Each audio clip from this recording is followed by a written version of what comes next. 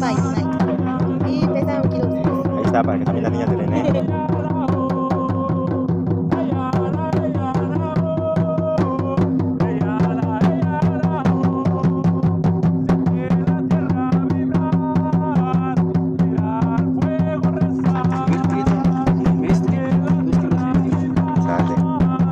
Radio Notilama, transmitiendo desde Chumalhuacán, Estado de México. ¡A mover la cadera! ¡Suéltala! ¿Cuánto pesa? 600.